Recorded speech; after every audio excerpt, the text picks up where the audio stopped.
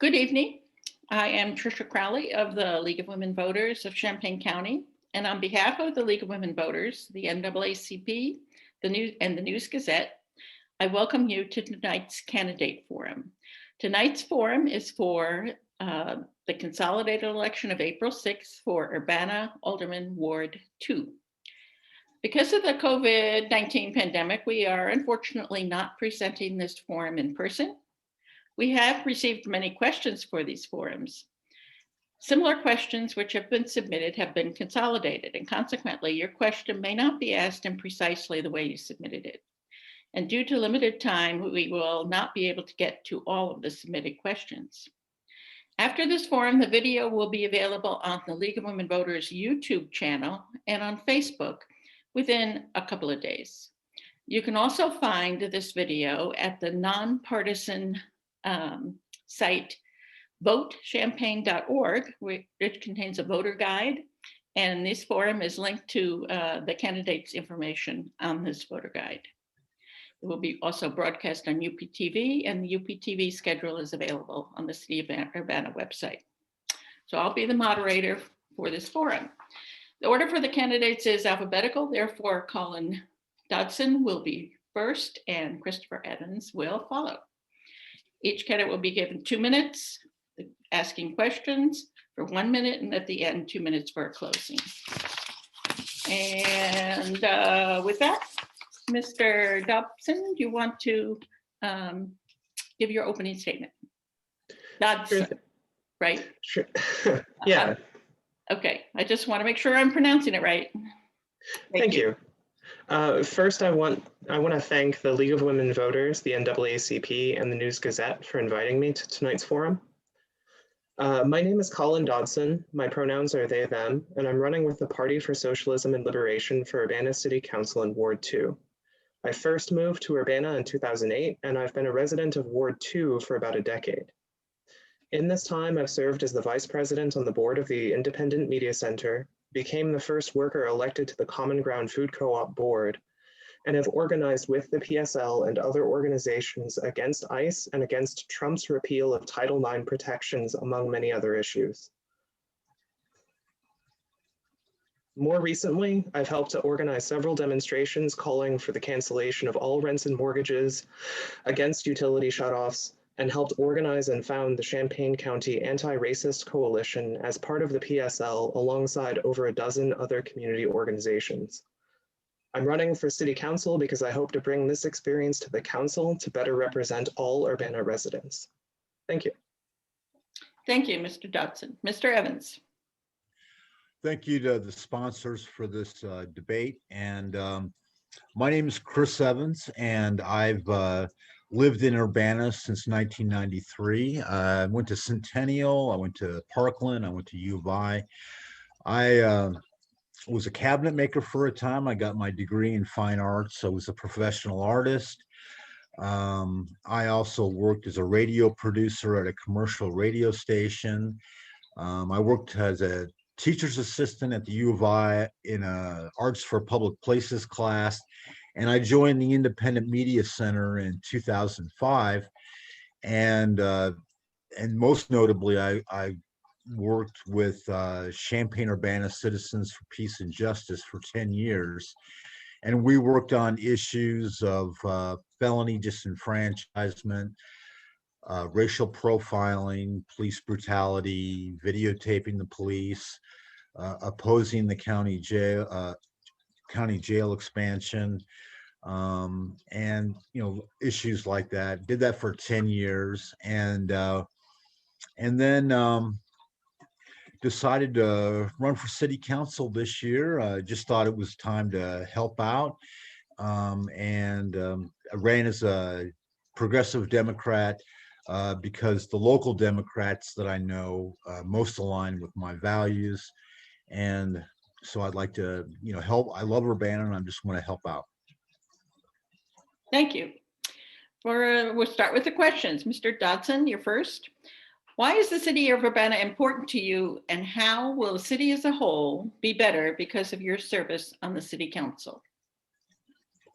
Thank you. I think that one of the more unique things that makes Urbana a really great place to live is that it kind of sits right between like major cities like Chicago or St. Louis and smaller towns like the small town in Southern Illinois of about 2,000 people I grew up in, which means that we have an incredible diversity of people in terms of, you know, backgrounds in every facet of identity, a thriving art culture, and yet we're still small enough that, you know, we still have a little bit of that sort of small town sort of culture in the sense of like, it's not like literally everyone knows literally everyone like in my hometown, but it's not like in major cities where, you know, you might know half a dozen people and nobody else. um, you know, as far as how my presence would improve city, ah, You can finish your thought. That's okay. fine. Thank you. As far as, you know, my presence on city council, you know, I've been organizing in this community for about at least half the time I've lived here. And I think there are a lot of experiences I can draw on from that time, and, you know, really push for justice and to make sure that the voices of Urbana residents are heard. Okay, thank you. Mr. Evans, why is the city of Urbana important to you, and how will the city as a whole be better because of your service on the city council? Well, I've lived here since 1993. I love Urbana. I love its size. I love its history of progressive politics. I like you know, the trees. I mean, this is just a great place. The people, the diverse kinds of people. I think the city council will benefit because I have a pretty good active working knowledge of local history. I know a lot of the people. Um, I uh, I know some of the former city council members, and I've watched government for some time. You know, as a reporter and as a protester. But you know, I just hope that I can help out with the experience that I've had and the people that I know. Okay, thank you. Mr. Evans, what are some unaddressed issues in Ward 2, and what are the priorities for you? Well, in Ward 2, we're in pretty good shape. This is a fairly diverse and, you know, by my standards, affluent neighborhood. So we're in pretty good shape. Um, we just had a recent rebuild of Green Street from Lincoln to Race. Um, you know, most of the properties are in pretty good shape. I guess for my priorities would be, you know, citywide would be affordable housing, police reform, and uh, full funding of the library, full funding for the arts, and neighborhood preservation. I mean, the West Urbana Neighborhood Association takes very seriously its neighborhood preservation, and they would like to see the at least the west part of Urbana remain in pretty much the condition it's in. Okay, thank you. Mr. Dodson, what are the unaddressed issues in Ward 2, and what are the priorities for you? Thank you. I think this applies just as much to Urbana as a whole as just to Ward 2. They're two kind of, this might be an unorthodox way to put it, but I would characterize maintenance. And there's two subsets to that. One is in terms of infrastructure. You know, the project on Green Street is great. I love the quality of the street, but we still have a number of streets and sidewalks that are not as even or as in good repair as they should be for accessibility reasons. And part of that is due to utility companies like Illinois American Water not adequately repairing the infrastructure that they have to tear up when conducting their own maintenance, and ultimately deferring their costs on the city of Urbana. The other side would be to hold landlords accountable in terms of maintaining the properties that their tenants inhabit, while also ensuring that they don't bankrupt those same tenants by charging exorbitant rents. Thank you. And that kind of leads into my next question, which is, with the deteriorated properties in the city, how can landlords be held accountable for them? Mr. Dutton. Sorry, the flip-flop got me mixed up a little. Yeah.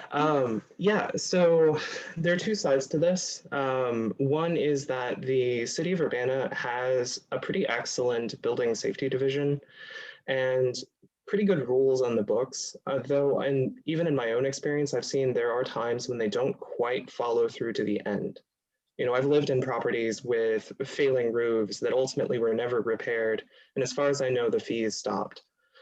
So I think that ensuring that our department or Division of Building Safety follows through on enforcing safety ordinances, while at the same time, I think that a fully grant-funded community tenant union is needed to ensure that tenants can organize and have their voices heard and their interests as tenants in the city.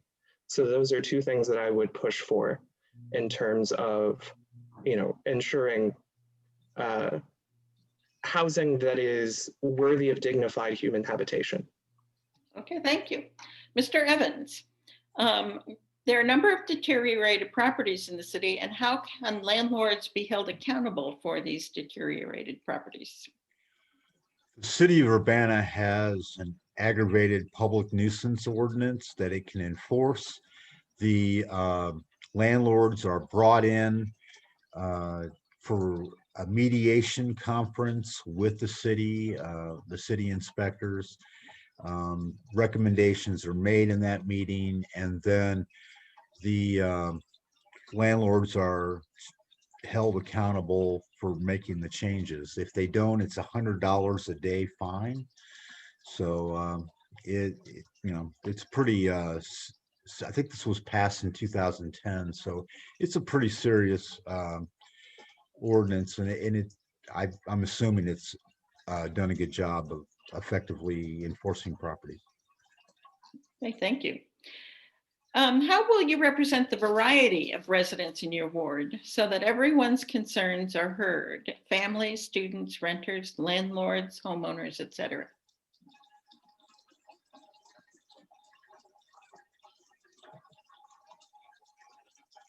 Who do you want to speak? Oh, Mr. Evans, sorry. Okay, thanks. I would, making myself available, of course, everyone should know that on the city's website, phone numbers and email addresses are published of all city council members. So you're welcome to contact me anytime. I have, I'll be available, and, and anybody can contact me. Okay.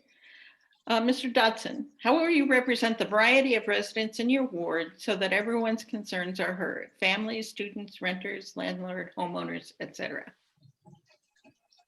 To me, I think one of the most important things is that we need a means for city council members, city government elected officials, and residents of Urbana and in our wards to have an active and ongoing dialogue and more of a capacity than public comment or email can really allow. So I ultimately would strive to open up new avenues for that kind of communication, if possible, establish basically regularized forums for community members to organize, talk with each other, and to communicate in an ongoing dialogue with myself. And I would encourage every city council member to pursue similar mechanisms to ensure that the residents of their ward are behind them and that they're supporting the interests of their residents. Okay, thank you. Mr. Dodson, how can residents concerned about appropriate preservation and redevelopment be involved in the process of approving developer permits? For one, I believe that the different design and development review boards, I believe that they are open to public participation. I could be wrong on that. If they're not, I would push for it. I would say, first of all, attend those meetings. Make sure that you're tendering your public input in those forums. And at the same time, I think that my answer to my previous question also kind of ties in here, because this is definitely a really important issue, as we've seen in public comment at city council meetings before, for Urbana residents. And so I think, having that ongoing dialogue with their own alderperson, but also with every council member, is critical to ensure that the city government and the people of Urbana are on the same page continually. Okay, thank you. Mr. Evans, how can residents concerned about appropriate preservation and redevelopment be involved in the process of approving developer permits? Public input at Urbana City Council meetings, contacting specific council members, and the Design Review Board is a public meeting, and you're always welcome to attend Design Review Board meetings and make your concerns known. Okay. Mr. Evans, we're going to turn to a different area now, police power and racial justice. And what do you think Urbana should do to address systemic issues of racial injustice? I think they should adopt as far as the police, if it's just about the police, I think the Urbana Police Department should adopt the recommendations by the Law Enforcement Action Partnership, which is a national organization comprised of police officers, judges, prosecutors, and correctional officers dedicated to improving public safety. And the Urbana police should adopt transparency, accountability, practice, and alternatives to policing, particularly as it relates to substance abuse, homelessness, and there's a third one, mental illness. They should be able to, we should develop alternatives to that. The one-door program will go a long way toward helping with that. The one-door program is designed to meet the needs of the homeless, the mentally ill, and substance abuse. And so that needs to be developed. Okay, thanks a lot. Thanks. Okay. Mr. Dodson, what do you think Urbana should do to address issues of systemic racism? First, I'll say that the resolution introduced by Councilmember Wu, basically committing the city to challenging structural racism and fighting white supremacy, is a fantastic start. I do think that in terms of ordinance, building permits, every aspect of the city, we need to figure out how racial justice integrates. So if we're talking about development projects, what kind of displacement can we anticipate through gentrification? Beyond that, it's not enough to simply reform the police. Ever since Rodney King, we've seen demands constantly for reform, but every time we've seen no meaningful increase in police accountability, but more and more and more funding. So that needs to change. And I think that we really do need to carefully look at how we're spending our public safety money. I think the one-door project is a great step in the right direction, but I do think that we need to start replacing police response with other crisis response mechanisms that prioritize mental health, community connectedness, and fundamental human needs. Okay, thank you. And Mr. Evans, we're going to drill down a little bit more. What do you think should be the powers of civilian review of police? They should have subpoena power. They should have full investigatory power. They should be public. All police complaints and disciplinary records should be public. Yeah, they should have a very vigorous part to play in oversight of our police. And Mr. Dodson? Can you repeat the question again? What powers do you think should be in the civilian review of police or police review board, whatever? For sure. I think that this also ties into what degree of training and preparation members of the Civilian Police Review Board would have. But I do think that if there is enough training, honestly, the Civilian Police Review Board should be constituted primarily of civilians. and not so much by police, and should ultimately have oversight powers over training programs for racial bias, for de-escalation, et cetera. And if enough preparation is there, hire and firepower to override the chief of police of the city. And Mr. Dodson, do you think the city should continue the school resource officer program? No, cops do not belong in schools. Okay, and Mr. Evans? I would leave it up to the parents, teachers, and students to make that decision. Okay. And Mr. Evans, defunding the police is an idea which has been discussed nationwide and in Urbana. What is your understanding of this concept, and do you support it, and to what extent? My understanding of defunding the police is that poor communities and communities of color are tired of resolving every social problem with an arrest, prosecution, and incarceration. And probably the most vital part of that discussion is that poor communities would like to have an investment in their communities from their government.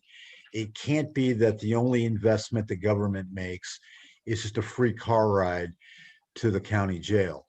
So what poor communities and communities of color are looking for is a financial investment in their communities in terms of housing, education. I don't know, there's a number of things that we can invest in, and that's the more important part of the question. And it doesn't matter where the money is coming from. We stand to get a lot of money from the American Rescues Act, and it's going to be important that people let their voices be heard as to how they want that money spent. Okay, Mr. Dodson, defunding the police is an idea which has been discussed nationwide in Urbana. And what is your understanding of this concept? Do you support it, and to what extent? Yeah, so my understanding of defunding the police is that there are a number of interpretations. Really, it comes down to like, how much are we talking about? And it is absolutely fundamental that we reinvest in particularly disenfranchised areas of our communities. But I would disagree that I would argue that it is also important to recognize that ultimately our police departments are overfunded. And a lot of that money has been spent on militarization, on purchasing secondhand hardware made available from the US Department of Defense and military agencies that don't belong in our communities. It's just as important to address the intimidation factor that heavily armed police bring to our communities as it is to recognize the resources which have been underfunded and those resources transferred to these police departments. Okay, thank you.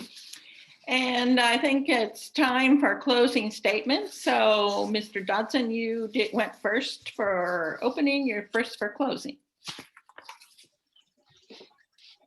Thank you. Again, I want to thank the League of Women Voters, the NAACP, and the News Gazette for hosting this candidate forum.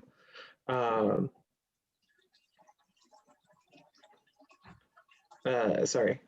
hope the residents in Ward 2 have found this helpful in making their choice for City Council.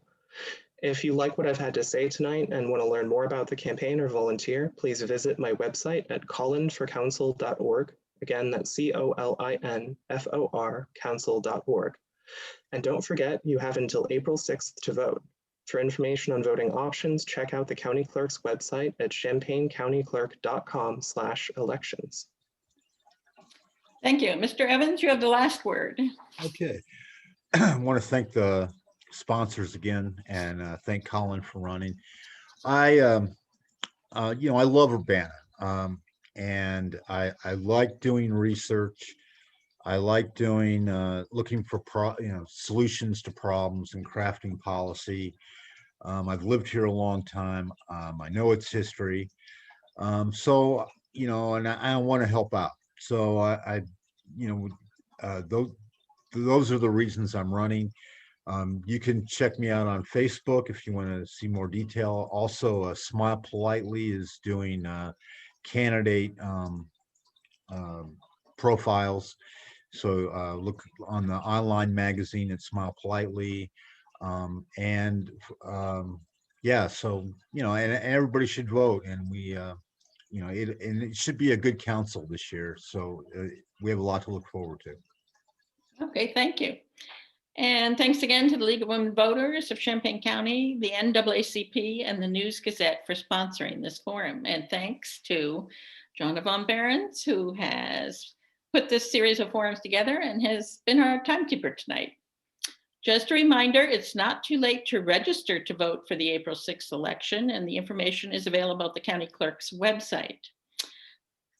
You can vote by mail, you can vote early, or you can vote in person on April 6th. Because turnout is expected to be light, please check your polling place for April 6th. Visit votechampaign.org for more candidate information, and we thank you for viewing this forum. Thank you. Good night.